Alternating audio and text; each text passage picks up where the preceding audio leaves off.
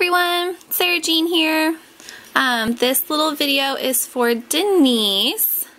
So if you're not Denise and you somehow accidentally stumbled upon it thinking that you were going to learn something about crochet, I'm sorry. I don't teach crochet. I'm sort of a renegade crocheter. I sort of learned some tips and put some stuff together, but that's about it. I just learned to make granny squares a few months ago. And so, but this is for Denise because Denise said she didn't like making her granny squares because they always came out as circles. And I'm here to prove her that they all start out as circles and that you have to make them into squares. So I'll try to make this as quick and painless as possible. I'm sorry if I sound like a 6-year-old. I swear I'm not. My voice just records higher. Either that or my voice really is this high and I just hear it differently. But anywho, so we're going to start. I've already got my loop on my crochet hook. And so to start a granny square, you chain 4. So we go 1, 2, 3, 4. And then we're going to take our hook and stick it back in that very first little chain that we had. And we're just going to pull this yarn through that little spot, if I can get it. There we go. And then we're going to pull it through our yarn. And this is actually, I consider this the most difficult part, is the beginning, because you start out with this teeny tiny little circle. And I don't have teeny tiny fingers, unfortunately. So granny square starts mainly is triple crochets. I call them triple crochets because you have a single crochet, a double crochet, and a triple crochet. But I think the actual term is treble crochet, but I'm going to stick with triple.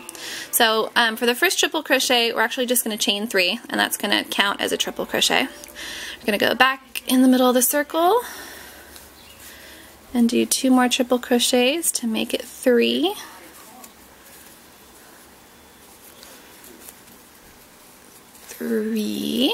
And I'm sure Denise will not be surprised by my rainbow color of yarn. Neither will any of the other LEP friends who happen to stumble across this video by accident, because I love rainbow colors, and they probably know that from my stationery and my markers.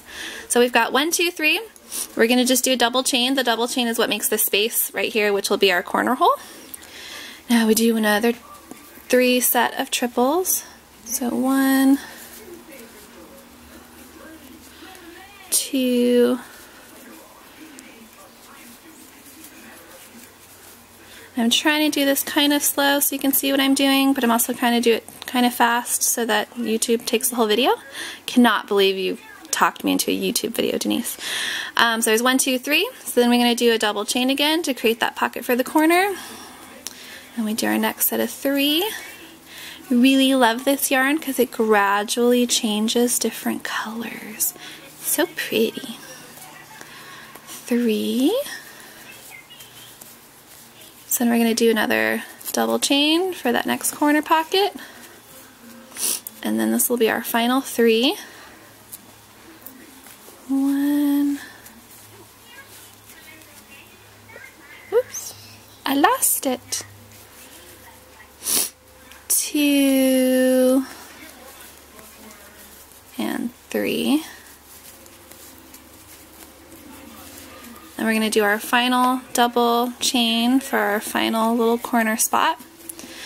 And then we are just going to, like we did in the beginning, we're going to find the top of that first 3. We're just going to stick our hook in, grab that yarn, pull it through, grab it, and pull it through. So this is where you would switch colors. So like with all finishing crochets, you're just going to loop that back around and pull that, and then we're going to cut it with our scissors. And pull that through, tighten it. So as you can see, it's a circle of color. But what you do is you stick your fingers in those 4 corner spaces that we made. You stretch it into a square. Stretch it, stretch it, stretch it. See? And it's already more square-like, and then it really defines your corner holes for you, so you know where you're going with the next one. So my next color, I'm going to use this yellow fuzzier one, which will probably be harder for you guys to see what I'm doing, but since I actually want to use this granny square with the blanket ones I've been making, that's what we're going with. I usually start 1 spot over from the tails because then I like to weave the tails in, but you can start in whichever corner pocket you want to.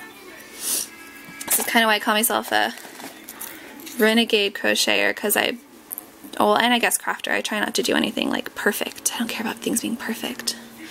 And then for the first one, I like to weave the tail into it for the first one because it kind of gives you a better anchor.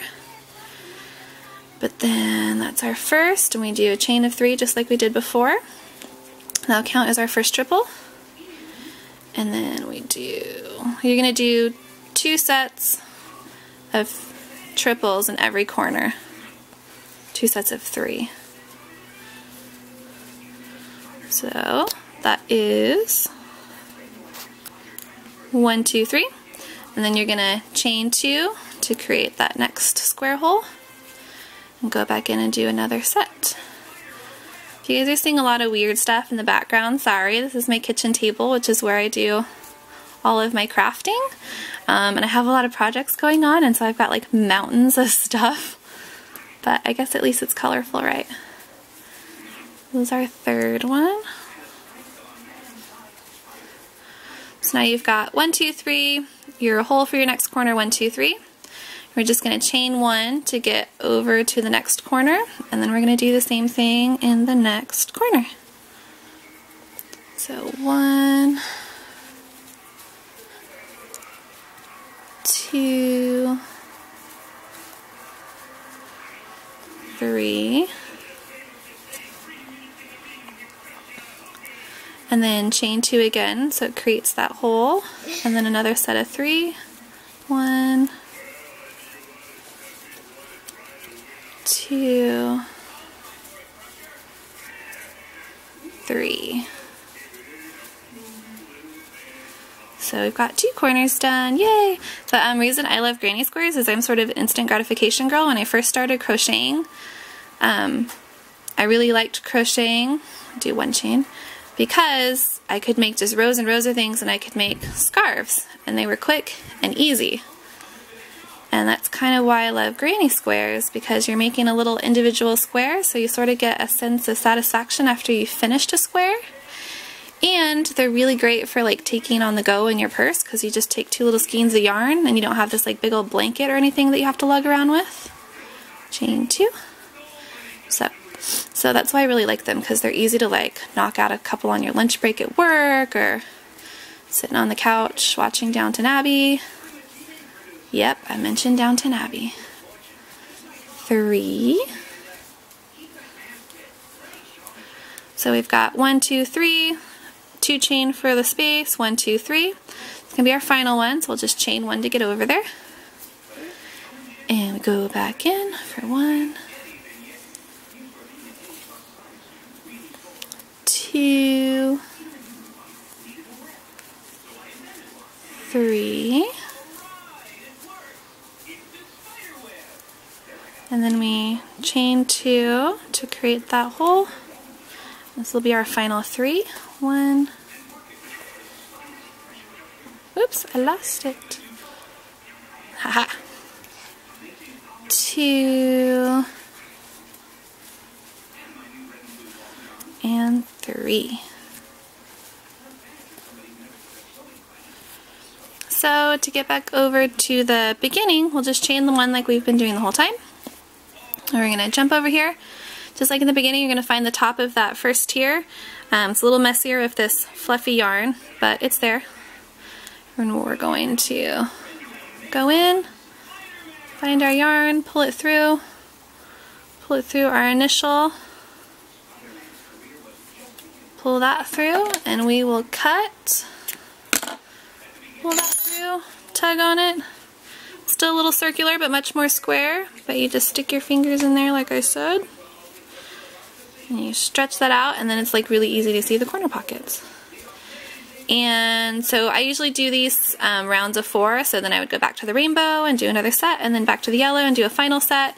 They end up being like 6 by 6, and they're super fun, and they're super easy, and yes, they start as circles, Denise, but they turn into squares. I hope this helped, or at least made you laugh. I am sorry for anyone else who watches it. Have a great day. Bye!